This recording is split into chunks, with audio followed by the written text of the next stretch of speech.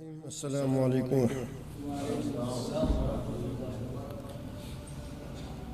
اللهم صل على سيدنا مولانا محمد النبي الأمي الحبيب العالي القدر العظيم الجاه وعلى آله وصحبه وسلم تسليما كثيرا.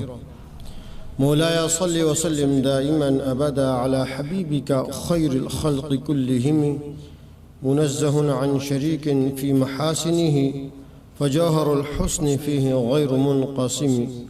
يا أكرم الخلق ما لي من ألوذ به سواك عند حلول الحادث العمم. رب صل وسلم دائما أبدا على حبيبك خير الخلق كلهم. جس طرح کہ حضور قبلہ مفتی عارف محمود قادری صاحب نے حکم دیا کہ آپ نے یہاں آ کے اپنا مختصر سا تعارف کروانا ہے. میرا نام محمد یاسین تھا. اب چونکہ اصلاحی طور پہ جب میری اصلاح ہوگی تو محمد اور یاسین دونوں حضور سید عالم نور مجسم شفیع معظم صلی اللہ علیہ وسلم کے اسماء مبارکہ ہیں. ایک ذاتی ہے اور ایک صفاتی ہے. اس لیے اور دوسرا ڈاکٹر صاحب قبلہ نے بھی میرے نام کے ساتھ لفظ غلام استعمال کیا. میں بیسک جو گاؤں ہے میرا بھوئی گاڑ، جس سے آپ تمام احباب تقریباً واقف ہوں گے. بھوئی گاڑ یہ گڑی سے آگے کر کے ہے. یہاں کا رہائشی ہوں اور اس وقت میں چمسی رہبر کالونی میں خضری مسجد کے اندر امامت و خطابت اور جملہ جو معاملات ہوتے ہیں ان کی ذمہ داری سنبھالے ہوئے ہوں. میں تقریباً 2008 سے پہلے جتنا بھی میرا زندگی کا عرصہ گزرا ہے، سن 1987 88 89 میں نے حفظ کیا راولپنڈی دیوبندیوں کا جو مرکز ہے تعلیم القرآن راجہ بازار کے اندر. علمی حضرات غالباً اس سے واقف بھی ہوں گے.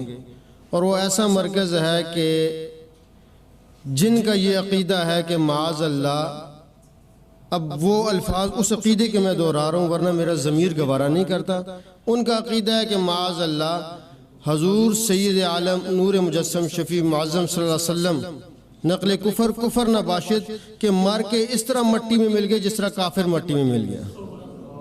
یہ عقیدہ آج بھی کتابوں میں موجود ہے. وہ علیحدہ عقیدہ بچے کو پڑھایا جاتا ہے کہ اس طرح کہ جس طرح معاذ اللہ کافر کی قبر میں اور محبوب دو عالم صلی اللہ علیہ وسلم کی قبر میں کوئی فرق نہیں، ان کے عقیدے کے مطابق. لیکن الحمدللہ اہل سنت کا عقیدہ ہے کہ کائنات میں عرش معلیٰ بھی وہ مقام نہیں رکھتا جو گنبد خضرا کا مقام ہے.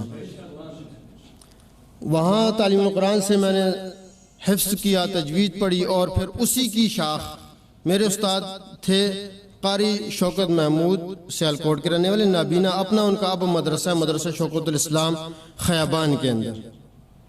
تو وہاں پڑھا. پھر انہوں نے مجھے اپنی، چونکہ میں اس قابل تھا تعلیمی دور میں بھی اتنی محنت کی، ان کو فخر تھا کہ میرے خاص شاگردوں میں سے یہ شاگرد ہے، اور اتنی مجھ پہ محنت کی. اور پھر اپنی کرسی پہ جہاں 13 سال انہوں نے کلاس حفظ کی چلائی، اس جگہ اس سے پہلے کسی شاگرد کو نہیں بھیجا، مجھے بھیجا کہ تم اس قابل ہو کہ میری کرسی پہ بیٹھ کے تم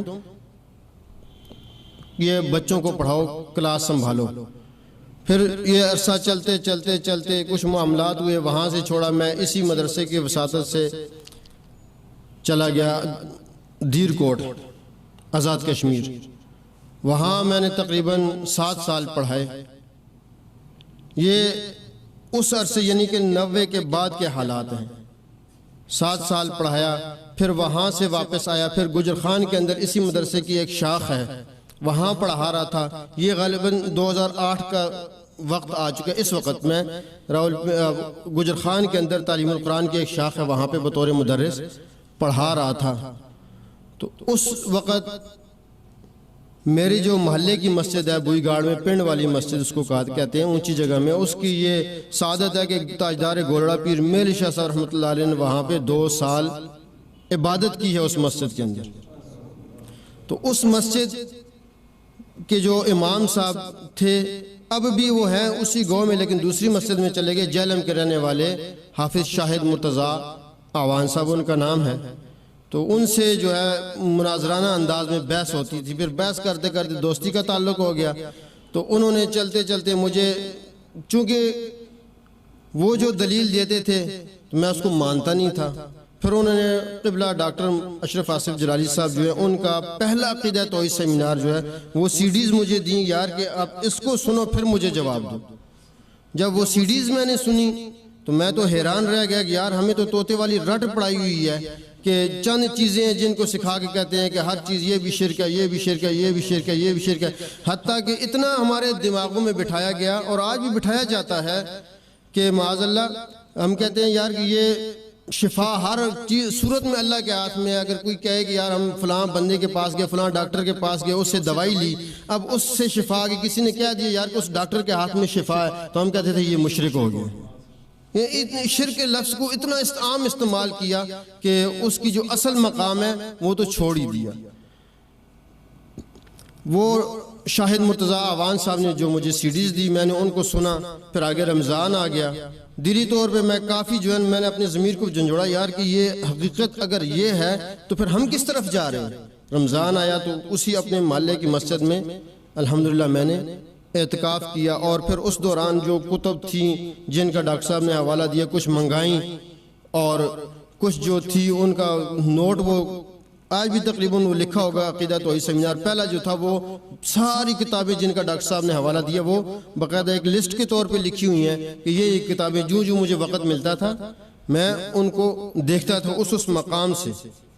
تو اسی اعتکاف کے دوران 27ویں رات کو رب نے مجھ پہ جو کرم کیا، میں کہتا ہوں اگر مجھے سیدھی راہ کی طرف رب نے قبول نہ کرنا ہوتا تو اس سے پہلے بھی تو میں قرآن پڑھا رہا تھا، پورا دین کی خدمت کر رہا تھا، لیکن 27ویں رات میں آخری پہر میں لیٹے لیٹے درود شریف پڑھتے پڑھتے، اس سے پہلے جو قرآن کی میں نے تلاوت کی انداز یہ تھا کہ جتنے بھی معتکف حضرات تھے وہ سارے، مجھے نہیں پتا میں اپنے مگن پڑھ رہا تھا، معتکف سارے کھڑے ہو کے سن رہے تھے۔ جب میں نے دیکھا کہ سن رہے ہیں میں رک گیا، کہتے ہیں نہیں پڑھو ہم سن رہے ہیں۔ وہاں میں نے قرآن کو چھوڑا اور لیٹ گیا، درود شریف کا ورد شروع کر دیا۔ ابھی میں سویا نہیں تھا، جیسے کہ نیند کہتے ہیں ابھی آنکھ لگنے والی غنودگی سی آتی ہے، تو پردے ہٹے۔ اللہ نے جو کرم کیا تحدیث بن نعمہ کے طور پہ کہتا ہوں کہ حضور سید عالم نور مجسم شفیع معظم صلی اللہ علیہ وسلم نے اپنا رخ انور جو ہے اس سے مجھے سرفراز فرمایا۔ یہ پشت پہ خانہ کعبہ ہے، دائیں خلیفۃ الرسول سیدنا صدیق اکبر رضی اللہ تعالیٰ عنہ اور بائیں خلیفہ ثانی حضرت عمر رضی اللہ تعالیٰ عنہ، اور مجھے ایک بات کا حکم دیا کہ تم اس کی تعمیر کرو۔ اشارہ قبلے کی طرف تھا، بیت اللہ کی طرف تھا، کہ اس کی تعمیر کرو۔ یہ حکم چند ساعتوں میں آنکھ کھل گئی، دل مضطرب، اب کروں تو کیا کروں۔ وہاں ایک دیوبندی، اب وہ اس کا نام بھی نہیں لیتا کہ نام اس کا ہے عاشق الہی، رشتے دار بھی، اس سے میں نے جب فون پہ پوچھا تو اس نے کہا کہ بھائی یہ ہے کہ تم قرآن کی خدمت کرو، یہ تعلیم ہے۔ میں نے کہا ٹھیک ہے، دل مطمئن نہ ہوا۔ پھر وہ رمضان گزرا، عید آئی تو میں نے علی الاعلان جو ہے نا کہہ دیا کہ اس وقت تک، چونکہ میرا پورا محلہ، میرے رشتہ دار سارے مجھ سے متنفر تھے کہ میں اس شدت کے ساتھ دیوبندیت کا پرچار کرنے والا تھا، تو یہاں تک کہ جب شادی کے سلسلے کے رشتوں کی بات ہوئی تو جس کے پاس جاتے تو انہوں نے انکار کیا کہ ہم اس بندے کو نہیں دیں گے۔ کیوں؟ اتنا شدید مجھے بنایا گیا تھا۔ لیکن عید کے دن الحمدللہ میں نے بتایا کہ اب اس بد مذہبی سے میں نے توبہ کی ہے، اللہ کے فضل سے حضور سید عالم نور مجسم شفیع معظم صلی اللہ علیہ وسلم کے اس کرم کے صدقے اللہ نے مجھے سیدھی راہ دکھا دی ہے۔ اب یہی دعا ہے کہ مرتے دم تک اللہ مجھے اسی پہ قائم رکھے۔ لیکن چونکہ اس وقت کے کچھ حالات تھے کہ مجھے پھر واپس جانا پڑا گجر خان۔ جب وہاں گیا تو تقریباً اسی طرح وہ بھی جمعرات کی رات تھی۔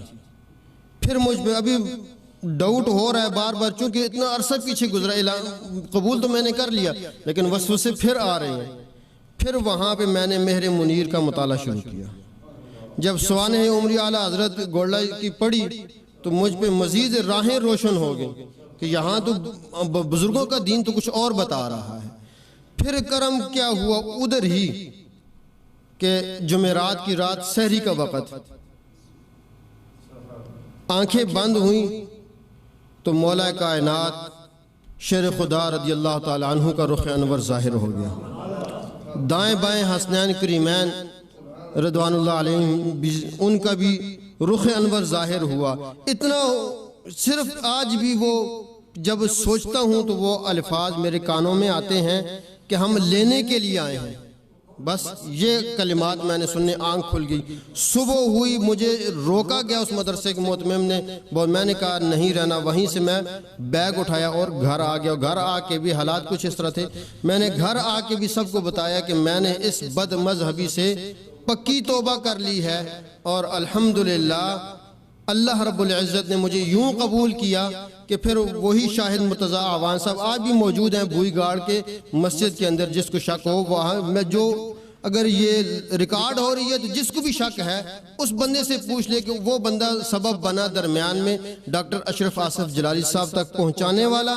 اس کی وساطت سے اللہ رب العزت نے مجھے دین حق کو قبول کرنے کا شرف دیا، اور پھر ان کی وساطت سے پنڈ بوٹی کے اندر میں نے تقریباً 1 سال لگایا۔ اہل سنت کی مسجد ہے پنڈ بوٹی کے اندر، وہاں پہ ان کی وساطت سے میں گیا، چونکہ اس بد مذہبی کو تو میں نے چھوڑ دیا تھا۔ اس دوران مجھے دھمکیاں ملی، گالیاں بھی سنی، اور راستے بھی روکے گئے، لالچیں بھی دی گئیں کہ یار کسی طرح یہ بندہ واپس آ جائے، کیونکہ محنت ہی بہت زیادہ تھا۔ کہ آج بھی جو شاگرد میرے ہیں وہ کہتے ہیں کہ فون کرتے ہیں، اگرچہ میں اس کو چھوڑ چکا ہوں، لیکن وہ فون کرتے ہیں کہ یار آپ کا پڑھایا ہوا ہمیں نہیں بھولتا، حفظ کی کلاس میں۔ تو وہاں میں نے جب 1 سال گزارا پنڈ بوٹی کے اندر، اللہ نے بغیر اسباب کی، چونکہ میری اس وقت تقریباً یہ 2009 کے اینڈ کی بات ہے، 3500 روپے تنخواہ تھی۔ کوئی سبب تو انسان سوچ بھی نہیں سکتا یار کہ کہاں وہ گنبد خضرا کے زیر سایہ بندہ پہنچ جائے۔ وہاں ایک دوست تھے، انہوں نے فون کیا یار کہ آپ یہ اپلائی کرو۔ رب نے ایسا انتظام کیا کہ 3 مہینے بعد اللہ رب العزت نے مجھے اپنے گھر بیت اللہ میں بلا لیا۔ اور پھر چونکہ اس دوران میں ڈاکٹر صاحب کے مزید جو بیانات تھے وہ بھی میں سنتا رہتا، عقائد کے اندر مزید پختگی ہوتی رہی، لیکن مجھے یہ خواہش تھی کہ میں حضور قبلہ سے ملاقات کروں۔ رب نے ملاقات کرائی بھی تو کہاں کروائی کہ آج بھی میں شکر ادا کرتا ہوں۔ 2011 حج کے موقع پہ مینا کے اندر قبلہ ڈاکٹر صاحب سے رب نے میری ملاقات کروائی، اور پھر میں نے الحمدللہ ڈاکٹر صاحب سے شرف بیعت بھی حاصل کی ہے۔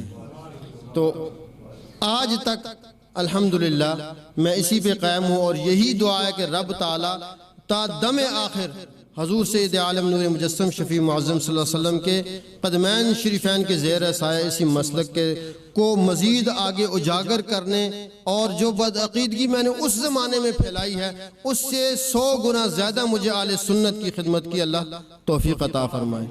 اور پھر جب میں گنبد خضرا میں زیر سایہ وہاں پہنچ گئی، میں نے صلاۃ والسلام کے نذرانے پیش کی، تو جو کچھ مجھے وہاں پہ ملا وہ نہ میرا ایمان اور زبان الفاظ ادا ہونے کے لیے ہے کہ میں کس زبان سے وہ الفاظ ادا کروں۔ حقیقت میں جو کچھ میں نے دیکھا ہے اور پایا ہے یہ اہل سنت کے مسلک کو قبول کرنے کے بعد پایا ہے۔ پہلے مجھے کچھ بھی نہ ملا، اگر ملا تو سوائے ضلالت کے کچھ نہ ملا۔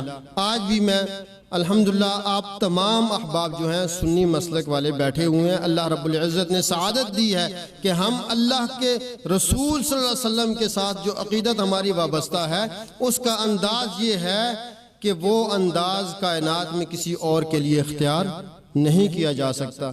رب نے جو محبوب کو شانیں دی ہیں، یہ خبیث ان شانوں کو توڑ موڑ کے اس طرح پیش کرتے ہیں کہ معاذ اللہ جس طرح کہ عام بشر ہوتا ہے، جس طرح شروع میں نے بتایا کہ ان خبیثوں کا عقیدہ کیا ہے کہ معاذ اللہ محبوب علیہ السلام اب زبان دوبارہ اجازت نہیں دیتی کیونکہ ایمان اجازت نہیں دے رہا۔ اس واسطے میں تمام اہل سنت جو ہیں ان کو مبارکباد بھی دیتا ہوں، اور بالخصوص حضور قبلہ ڈاکٹر اشرف آصف جلالی صاحب، اللہ کروڑ ہا برکتیں ان کو مزید عطا فرمائے کہ وہ وسیلہ بنے مجھے جہنم سے نکال کے جنت میں پہنچانے والے۔ یہ میرا مختصر سا جو تعارف ہے کہ دین باطل سے دین حق کی طرف رب نے مجھے کس طرح لایا۔ تمام احباب بھی میرے لیے دعا کریں کہ اللہ رب العزت مجھے اسی دین اور اسی مسلک حق کے زیر سایہ حضور صلی اللہ علیہ وسلم کے قدمان شریفین کے زیر سایہ جنت میں پہنچا دے۔ وما علیہ الا البلاغ۔ آمین۔ الحمد للہ رب العالمین۔ اللہم صلی وسلم علی سیدنا ومولانا محمد وعلی آلہ وصحبہ وبارک وسلم تسلیما کثیرا۔ صلاۃ و سلام علیک یا سیدی یا رسول اللہ وعلی آلہ واصحابہ یا سیدی یا حبیب اللہ۔ یا رب بالمصطفیٰ بلغ مقاصدنا واغفر لنا ما مضى یا واسع الکرم۔ یا الہ العالمین، ہمارا یہاں پہ حاضر ہونا اجتماعی شکل میں، جو ہم جس طرح سے آئے ہیں، ہمارے ہر قدم پہ ہم کو کروڑوں رحمتیں اور برکتیں عطا فرما۔ یا الہ العالمین، جملہ جو ہم تیرے دربار کے اندر ہاتھ پھیلائے ہوئے ہیں، ہم سب کے ظاہری باطنی جسمانی روحانی گناہوں کو معاف فرما۔ یا الہ العالمین، حضور سید عالم نور مجسم شفیع معظم صلی اللہ علیہ وسلم کے وسیلہ جلیلہ سے اس محفل کا جو اہتمام ہے، درس قرآن شریف اور درس بخاری شریف کا، جو قبلہ مفتی عارف محمود قادری صاحب نے اور جملہ جو ان کے معاونین ہیں جو آج تک ان سے تعاون میں لگے ہوئے ہیں، یا الہ العالمین سب کو دنیا اور آخرت کی تمام بھلائیاں عطا فرما، دنیا اور آخرت کے تمام شرور سے محفوظ فرما۔ حضور صلی اللہ علیہ وسلم کے عزت و عظمت کے پیش نظر اہل سنت کو غلبہ عطا فرما۔ یا الہ العالمین، حضور علیہ السلام کے عزت و عظمت کے پیش نظر ہم سب کے والدین کی مغفرت فرما، جو اس دار فانی سے رخصت ہو چکے، صحیح معنوں میں ایمان والے آج تک جو رخصت ہو چکے، سب کی مغفرت فرما۔ یا الہ العالمین، اس ادارے کو، جو اس ادارے کے زیر سایہ یہ اہتمام ہو رہا ہے، اس ادارے کے اور جملہ جو ان کے معاونین ہیں، یا اللہ العالمین سب کی حفاظت فرما، بالخصوص قائد محترم قبلہ ڈاکٹر اشرف آصف جلالی صاحب اور جملہ اہل سنت کے جو علماء ہیں جن کے زیر سایہ ہم دنیا کے اندر زندگی گزار رہے ہیں، یا الہ العالمین ان کا سایہ ہمارے سروں پہ تا دیر قائم و دائم فرما۔ یا الہ العالمین، حاسدین کے حسد، ظالمین کے ظلم، شریروں کے شر سے محفوظ فرما، دنیا و آخرت کی ذلتوں سے محفوظ فرما۔ یا الہ العالمین، بالخصوص ہماری نسل کو اور جملہ نسل نو کو بد عقیدگی سے محفوظ فرما۔ یا الہ العالمین، یہ بد عقیدوں کو حضور علیہ الصلوۃ والتسلیم کے وسیلہ جلیلہ سے نیست و نابود فرما، اہل سنت کو غلبہ عطا فرما۔ حضور علیہ السلام کے والضحیٰ والے مکھڑا کے وسیلہ سے ہماری یہ دعا اپنی بارگاہ لم یزل کے اندر قبول فرما۔ ان اللہ و ملائکتہ یصلون علی النبی یا ایھا الذین آمنوا صلوا علیہ وسلموا تسلیما۔ اللہم صل وسلم علی سیدنا مولانا محمد وآلہ وصحبہ وبارک وسلم، وصلی اللہ علی حبیب محمد وآلہ وصحبہ۔